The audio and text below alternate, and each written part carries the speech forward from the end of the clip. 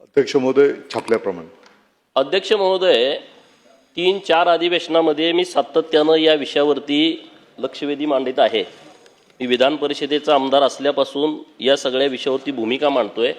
आपल्या माध्यमातून माननीय मंत्री महोदयांना माझी हात जोडून नम्रतेची विनंती आहे की हा प्रश्न महाराष्ट्रातील SC, ST, OBC, minor OBC, VJNT या सर्व कॅटेगरीतील लोकांच्यावरती इफेक्ट करणारा विषय आहे.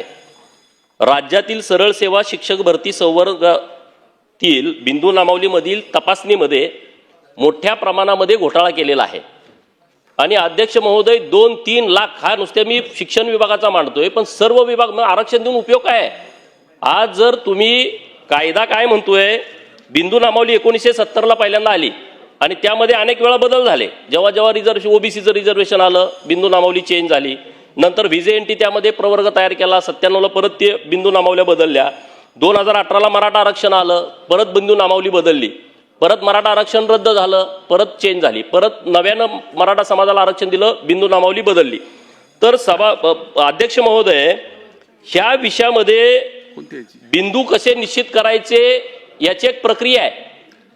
निवड सूची, निवड यादी. पडळकर साहेब, पॉइंटेड प्रश्न घ्या.